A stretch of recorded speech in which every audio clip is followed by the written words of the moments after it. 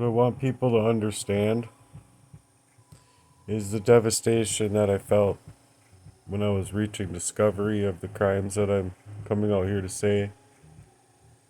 No one ever told me when it, no one ever told me when it started. It was just all like it had to run its course inside of my life.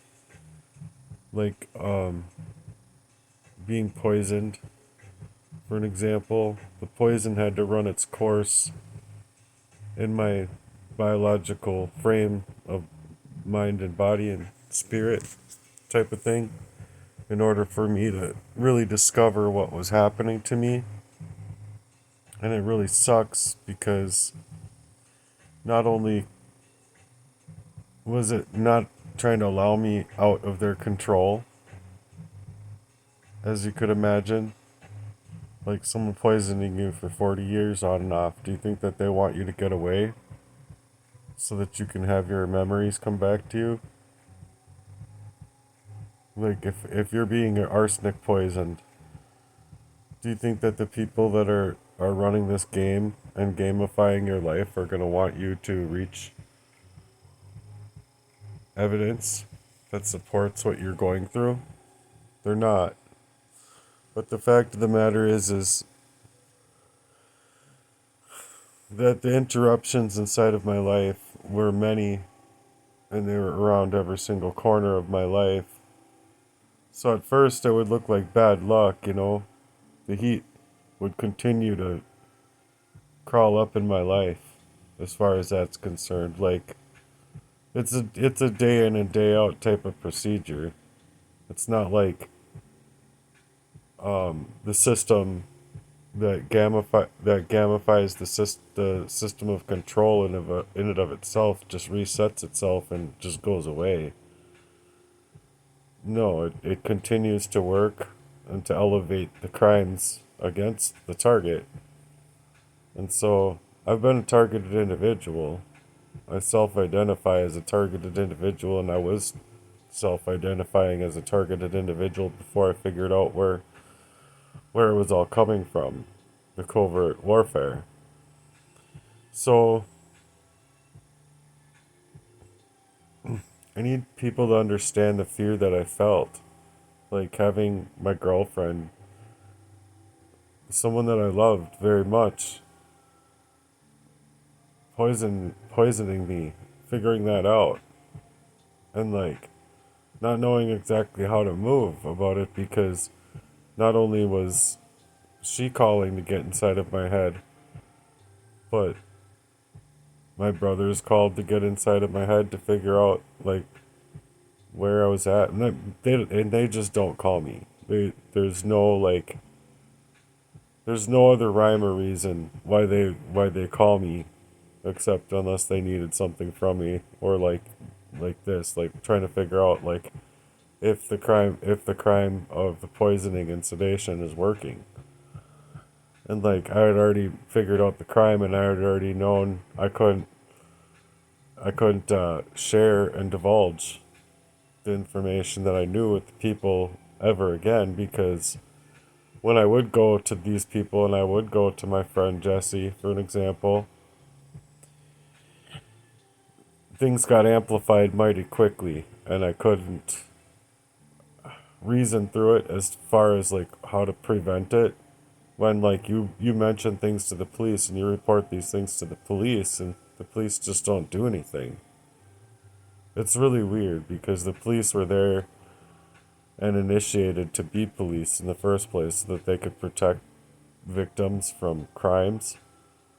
But when they're protecting the criminals against the victims as truth, that's just a whole nother thing. So, without handcuffs or headlines here, I'm just going to go uninterrupted with my notes. It's just undeniable fractures of what was staked up and stacked up against my life, bent under its own unanswered questions, which were many at times. But now that I've answered those questions, and sure, for a long time I had to speculate. For a long time I had to study. for a long time, I had to reach others who had similar situations online and listen to their story, no matter how hard it was to listen to their stories. Because sometimes it was. I'd be listening to voices that were hard to listen to, or listening to stories that just sounded absurd, that, for 10 minutes or whatever, I wouldn't believe anything that they would say. And then all of a sudden, you know, 10 minutes through 20 minutes into the video or whatever, it'd be like, wow, this is actually on point about what I'm going through. And so I'd listen to more of their work, and I'd be like, oh wow, this is all adding up and making a whole lot of sense now. So, say for an example, like if your heat goes out for a night, or you're, you know, you can't you literally can't yourself, with your own workmanship, make your own ends meet, and your stuff gets shut off, and you might be off for a night, or it might be off for a week before you're able to pay the bill. That's like that's like an inflation problem. That's like a problem that's external to gang stalking. That's just an added, like, thing, right? But what's happening to me is more calculated. It's closing it's closing in on me to purposefully make it that way, to where it's sabotaging my life financially. It's sabotaging my relationships. It's sabotaging my health and deteriorating my health biologically. And just sabotage in and of itself for what I would otherwise want to do in my life.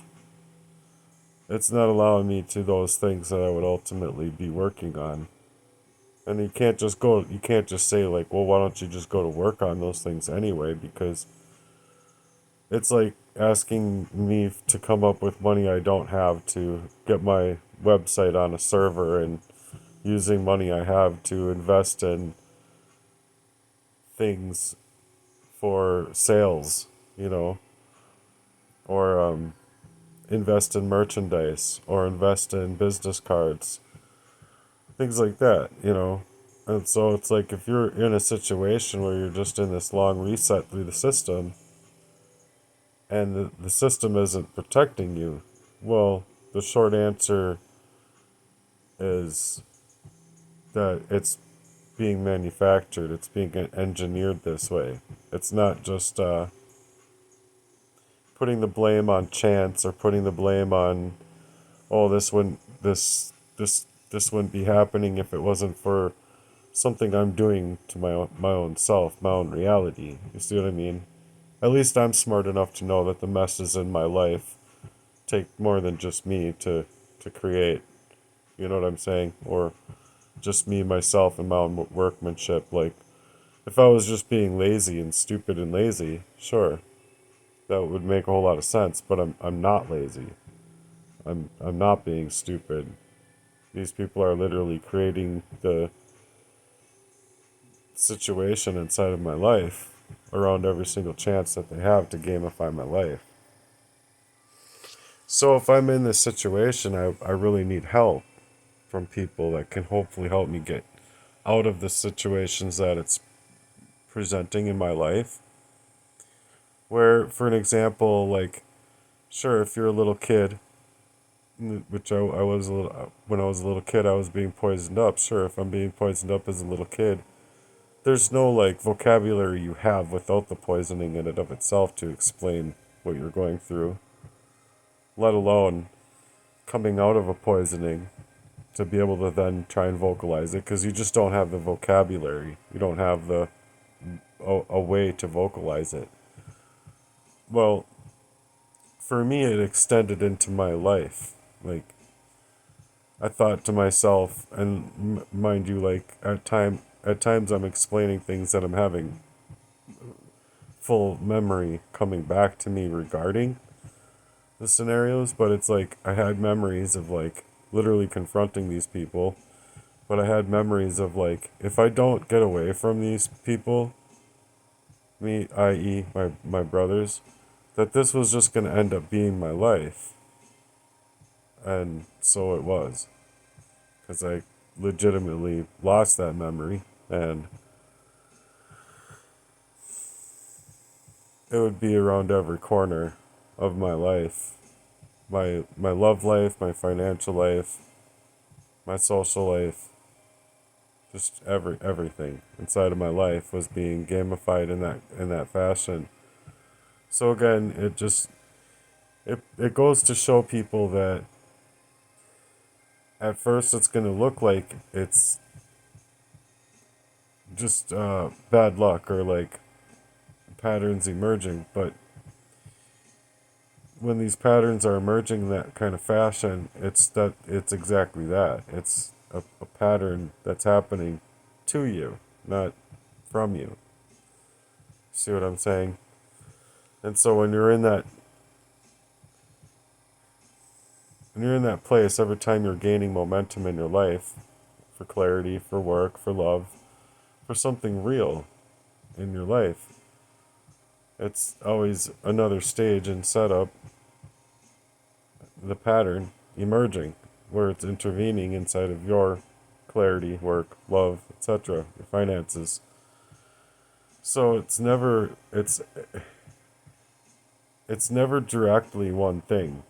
It's directly against many things. Because when you don't have clarity for work or your finances and your love life is being manufactured for these people to continue gamifying your life. Well, it's never going to be like a clean one thing. It's going to be leaving you so frustrated and confused because it's like, well, what is this? You know what I'm saying? And especially when you're poisoned and if you're a poisoned up person. So I wanted to get away from being poisoned, obviously. Or I wanted to at first get away from the covert warfare. Like I didn't understand that it was a poisoning, but when I figured out that it was a poisoning here later in life, I just legitimately wanted to get away from the poisoning and from the people that could do this to me. And then it's always through the same people, but always through the same systems. It's always through the same interventions with them intervening inside of my life. Look, right now, for an example, it's through the system itself, like utilizing the hyperbole that has been created inside of my life by manufacturing or by them engineering this design inside of my life to then utilize that hyperbole as though I'm the criminal when I'm not the criminal. Like, I've never even been able to be my own self outside of this abuse for them to assume that I'm the criminal. Not to mention the fact that there's no intention behind it. It's just legitimately like I'm mad because I have every right to be mad. And I'm mad because I legitimately just want to get away from these people so badly. So that, like, I've been literally like, I want a new name. I want a new social security number. I want to, like, get some protection. You know what I'm saying? Like, the ways that the system was supposed to protect me within. So, next is they're always going to hide behind this plausible deniability. And so, when these grids that they create don't attack, well then it's rearranging things or arranging things in another fashion. So a friend who was working to dull my memory, poison me up around every corner, play up within my life by proxy himself by also creating proxy affairs to psychologically operate on me and psychologically affect me in the worst of ways. It's much like a bullying online, per se, that, you know, anyone at any age, really, but especially the younger generation can receive. And then because of those things happening, and they're like, they might just feel bad. And oftentimes these people take their lives. And so I don't know what the numbers are there. I'm sure they're really high. as far as like the suicide rate is concerned. I'm sure that people don't think of these things as though that they're not suicide. Technically, they're a staged event in a person's life that's been around every corner of their life that's gaslighting their reality so bad that they end up not being able to hold tight and they just don't care and they got this, that, and the other going on, whatever it is, that literally got them into the frame of mind of like, well, I'm never going to get away from this, so I'm just going to take my life, you know? And that's sad. People shouldn't be allowing for this to happen so often as it does. And it does. So when your lover, for an example, a proxy lover, mirrors your love or your passion back to you as though it's devoted, as though it's loyal, but then withdrew it at the exact same moment that that dependence was formed. That's that's them suggest that's them being able to hide behind a plausible deniability of them to create a codependence and then calling you. He's codependent. See, look, it's all him, right? It's all that person. When it's just not true. They're creating that codependency specifically by design to then withdraw and hide behind the plausible deniability. So for another example, a job where the performance drops after the environment of your reality is destabilized, your sleep, your health, your focus, all getting quietly sabotaged by poison, and then the consequences arrive, and then the grid that they're working in, the engineering, steps back, or they might have, say it's like four people step back, and one of them's still there, your girlfriend, your proxy lover, who then sees the situation as a way to enhance for anybody else to assume that it's just you're the common denominator, and that's what they do. That's kind of like, like, see, without speaking it, without having to say or suggest anything at all, they make it as though they're stepping back and withdrawing on you while suggesting that they had nothing but love for you prior to just have, like, making it like I have to step back now. I can't tolerate this. I can't deal with this kid, or I can't deal with this person. I can't deal with this girl, whoever it is being targeted. That's just to create the plausible deniability as to suggest that they are the common denominator when they aren't. That's like it's how it works. It's how they like, it's why they do it. It's kind of like how they would suggest the genius of it, or the brilliance of it. It's because it works. It's gaslighting. It's manufacturing for you to have your jobs close up on you. So it creates a financial sabotage which enhances their ability of control. And so it also shows that, well, their grid, they never touched them. Their little consortium of a group of people, they never did anything. Their hands are off the wheel, per se, when their hands had literally touched up everything around that person's life in the backdrops or the backgrounds where people aren't supposed to see. And so that's how it was with what was going on with me.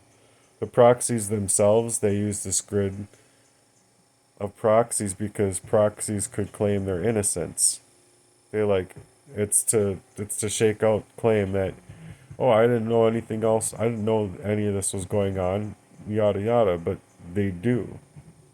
And that's just the scarier fact of the matter is because that plausible deniability, it's like it makes sense for so long before people realize that how would you even say that act or those acts, the many, would all add up to them being in charge per se, or them being a part of that crime against a target. And so people are they're placing people near the target themselves so that their story in and of itself they can fold up and they can act like, oh, this isn't the case, when they were literally helpers, they were the setups, they were the, supposed believers, or the supposed Christians, the supposed friends, the supposed roommates, the supposed partners, the supposed friends, basically, that were supposed to be there for that person, correct? As your support system. They want you to think that the only support system that you are allowed is them. Or not allowed, but that you literally have them as a support system. But you absolutely don't. Their role is just to keep you within proximity, to stay close enough to shape the persecution against a target, or shape the perceptions against the target. So it's not only to shape like what they're doing to hurt you, but shaping the perception of others in order to distort trust and never deliver concise, like, actual love, like, or actual care within their supposed support system. So this makes you all confused and frustrated instead of feeling like you're being cared for. And it's precise.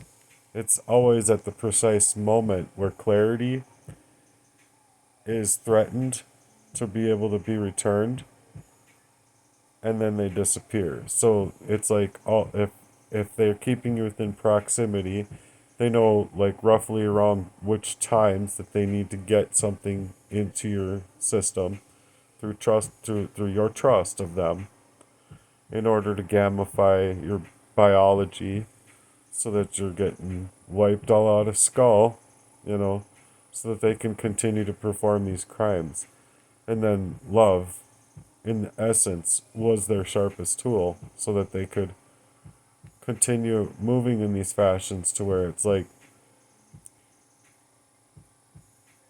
they're learning an onslaught of abuse to like basically lead you to the slaughter of their warfare tactic. That's why it's proxy warfare, spiritual warfare.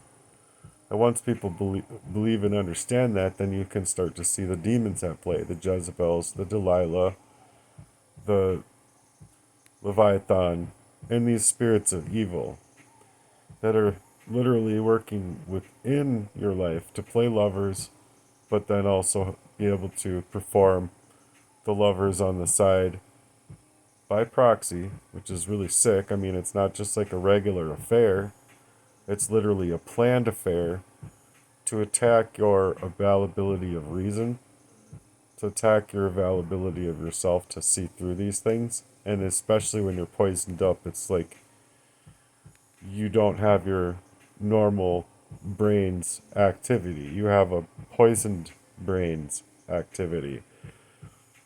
And so, as these things materialize in your life, it creates relationships where you're giving and giving and giving and giving, while they're just being so emotionally withdrawn, spiritually withdrawn, materialistically withdrawn, and you're never able to reach that reciprocity of love, like you should be able to have in a true love and a value of love coming from either a friend, family member, or a lover, or someone that's there to support you. You should have reciprocity as far as love not being used as a weapon, you know. But these people are utilizing love as a weapon. They're using love to weaponize the values that they would take inside of my life. And it's not because I failed.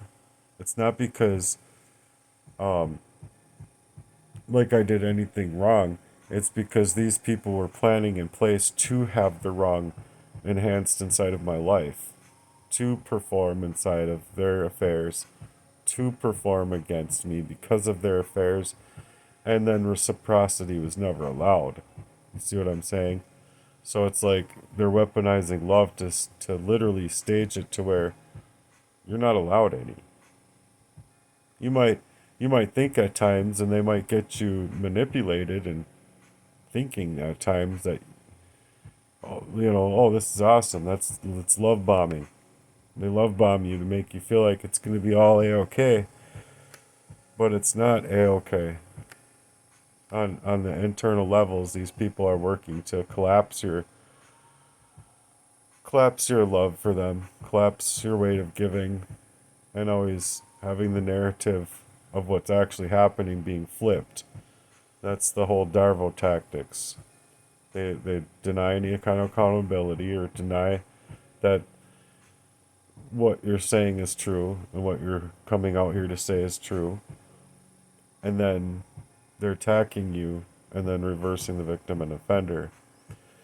This is where they're like, see, he's so unstable. See, it's all mental health. See, he's so intense. Or see, just whatever they can point at to say, look, he needs help.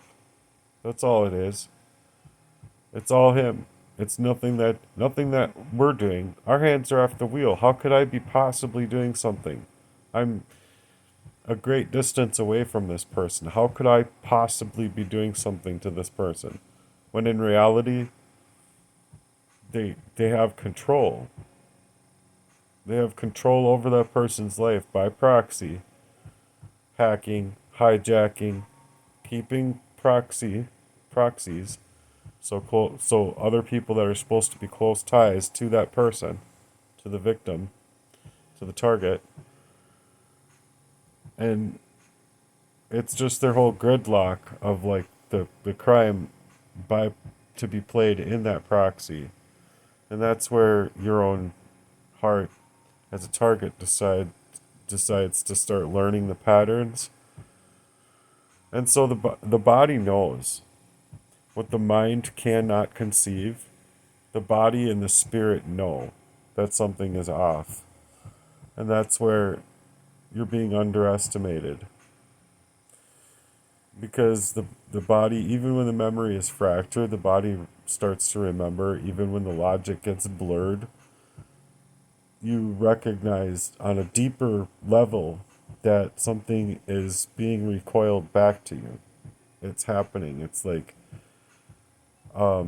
this isn't just by happenstance. This is like something that's being manufactured against you. Even if you can't see exactly how it's being done or how you're constantly ending up in that same frustration of just like, you know, without something being completely off about what I'm experiencing, I would be able to work this job just fine. That's how I was at the paper mill. That's how I was at ITI. That's how I was at many other places in my life. Just thinking, if there wasn't something else going on that I literally can't explain to see what's going on here, I would be fine. But because I'm being gang stalked, and because I have this covert warfare and this spiritual warfare of a sorts going on inside of my life that I can't explain, that I'm just not able to see it for what it is. So it's your system that reacts to these invisible stressors. Um, say you're calling them out, all of a sudden, because you're calling them out for their crimes, all of a sudden you're cyanide attacked. or another chemical poisoning or some kind of chemical attack, your heart's slowing down to that slow roll, and that's by design. It's not like a thing of you being a smoker. Like smokers can they can live to be older than non-smokers. You know what I'm saying? So when you're also experiencing these things like what arsenic abuse would do, you get like this breath tightening. You get like you literally can't function in your body, and you can't even explain it. Like your cognition of your mind's setting starts to fog and gets dispersed. Your intuition internally is screaming internally without words. So the grid just relies on all of these lies. The awareness that lives only inside of the thoughts or only inside of the body, while they're making it to the point where your body is not supposed to understand the language that's going on. There is no love language either, because these people don't love you. It's not a loving fashion. These people are not choosing to be loving at all. So they're going to basically make it like you're imagining it, that they're going to be basically saying that you're sick, that you're mentally unwell, and that you're projecting, that you're a narcissist, that you're being the problem, when the problem is literally being stacked up by these people. So that's why the grid worked so well, because it discredits your sensation of your own ability of your biological control. And so that's when they're enhancing the surveillance about your life without eyes, without like actual people like sitting there like, I don't know, recording with a pen and paper. They're like legitimately working to hack you. It's no cameras that are ever involved to be found that could allow you to be proving what is going on. You see what I'm saying? No cameras and no availability of disclosure at all can be used from the target or for the target's purpose to say, see, look, I have conclusive evidence of discovery of what is going on here. That's exactly why they do it. It's the plausible deniability at the same time.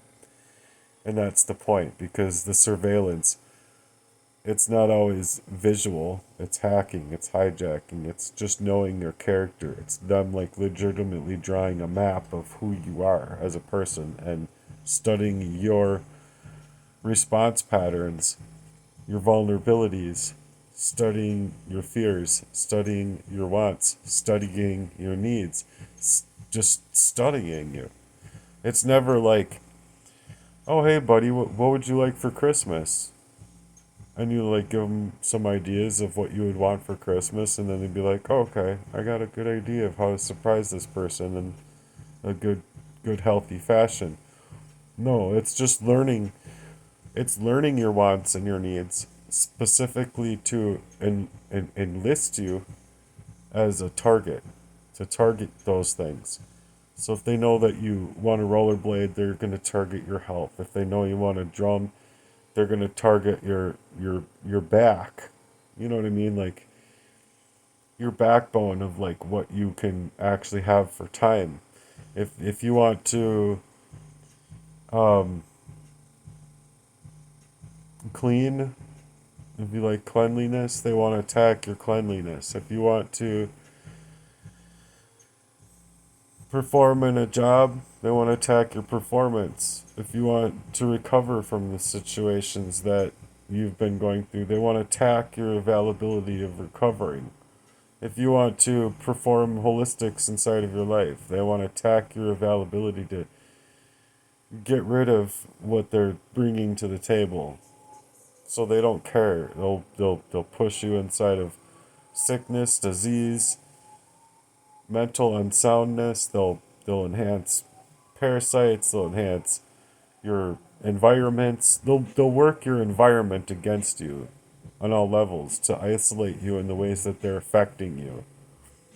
And this is what makes a person hesitate, what makes them hope, what makes them love, what makes them and reach and find enjoyment in life. They want to attack those places inside of a person's life. And when they begin to see the pattern, not fully, but cleanly enough where they can see it, that's exactly when they up the ante and the pressure increases. It's not it's not necessarily at the time to kill you, but to hurry you into a stressor, which is ultimately pushing you by force to a greater threat to death, a greater threat to,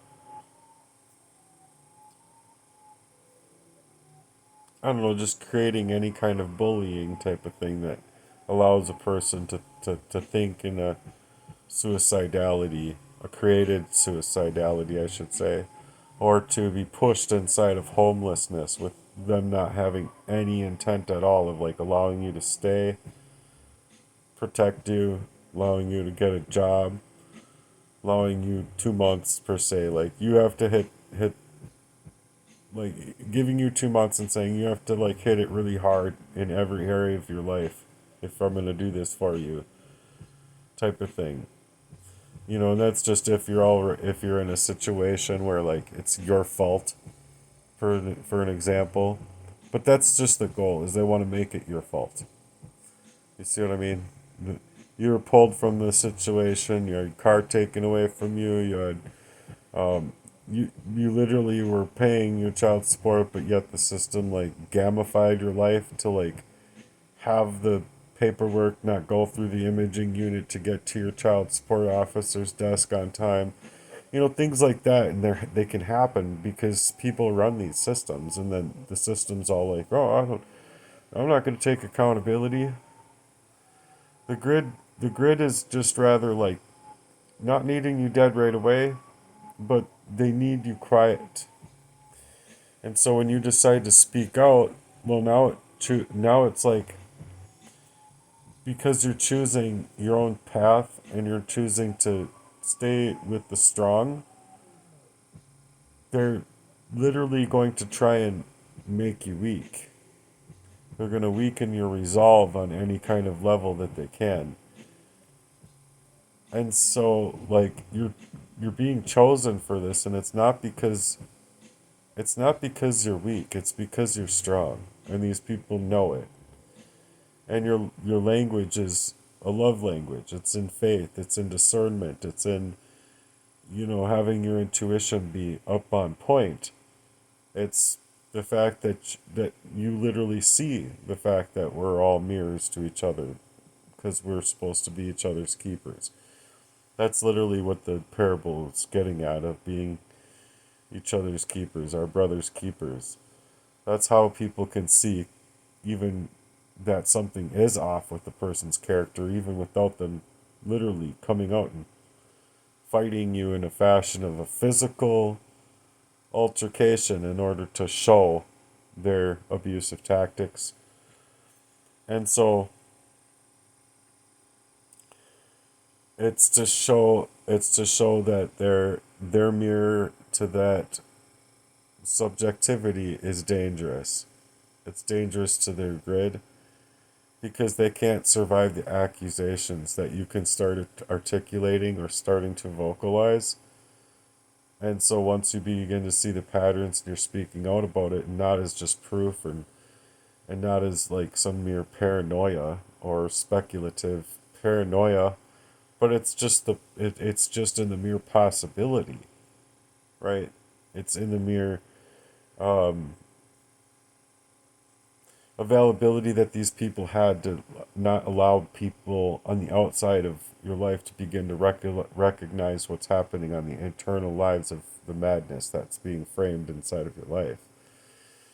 Because it's not false, it's literally the truth.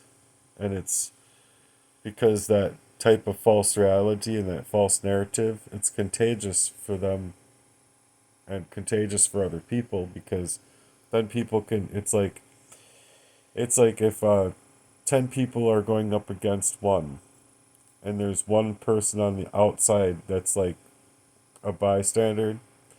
Is that bystander going to be more likely to help that one person, or are they going to be more likely to join the fun of torturing that one victim? I'd say the second is more plausible inside of our reality, just because people are just that dumb shit and fucking don't care about people. You know what I'm saying? And another reason is because maybe not just being dumb, but just being the fact that they don't as well want to be put down and hurt by the 10 people that are putting down the one. It'll just be the 10 people putting down two then. And so no one has like the courage to stand up against these bullies. So the exit here is that the grid's greatest flaw is assuming that your endurance is met by submission, like you're submitting to their abuse. But endurance teaches you something else completely. That that the love without that reciprocity is not love. That faith without that truth is just street theater. And the system that punishes the discernment itself literally reveals themselves as being the narcissistic, covert, malignant, narcissistic types, suggesting that you don't see things clearly, or no one's supposed to see what you're actually going through, when in reality you are seeing it for exactly what is going on. And the system itself, these people that are working within the systems of this gridlock over your life, don't want you to be able to be seen for what's happening, and no one ever does, because that's the deniable plausibility. That's just legitimately how it works. So when you're using your voice and you're channeling to vocalize what's happening inside of your life, it might not go well for you. You know what I'm saying? But it doesn't say that you shouldn't do it. You shouldn't like step up your game and be like, whatever. Like, do the right thing. It's not that hard. Step up and use your voice where other people can't reach to speak. You know, be the voice for the voiceless. Have some courage. Have some strength inside of your guts. You know, because you don't need to be asking for anyone's permission or the validation from anybody that's willing to perform these type of crimes against their own people, their own families, their own girlfriend or their own boyfriend. You know what I'm saying? So none of these problems are going to be fixed all at once. But if we can't make the dramatics about it actually um, evident, then it's just going to continue to be an inevitably broken world around us, and especially for the targets, and especially for those who just can't see to reason.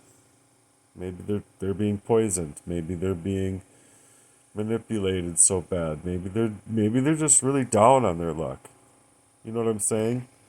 But the least that people could do is realize that these systems are failing us based on the silences of others that are leading people into fear to be able to think that they have any availability of themselves to speak out at all, or to do the right thing at all, to be upright. Outshine these people is what I'm suggesting, because the people who survive this long enough to tell their stories without actually just like being pushed into that insanity is like, we need more people that are willing to actually be of a loving sorts, not, oh, we're just gonna turn the other way. And I don't know, the world is just in a horrible place because of what these people are doing to targets out here, when legitimately my idea for a social media, that side of it alone, oh, talk about a giant up against Facebook. Like, whatever, dude. People can think whatever they want, but The fact of the matter is that you're giving your agency away to a supposed free site, and you should be leery about that. You should be questioning that because you could literally be creating something for your own self that could literally help free me from the abuses that I obviously am not allowed to like break through. But if it was not just me trying to work on those levels, but it was like 12 or 180 people. Dude, you see what I'm getting at? That's where you can create a fraternity of people where these things can really matter. And that's where I feel that they should matter because if we're not allowed to be human on those levels anymore based on the people that like want to subjugate us through a bunch of control grids and proxy warfare and spiritual warfare and psychological operations and poisonings and biological, control and, just whatever. It's just so smarmy. And it's such a scant. Like, all these people are just such scants. It's incredible. So be of a loving kind. Be of a forthright kind. And establish your heart in that fashion. You can do that. Two heads are better than one. And maybe one day, just making that choice, it can establish that fraternity. And that type of fraternity can take what people have as far as like, oh, they have $300,000 or they have $100,000 and they're like all acting like they're great, right?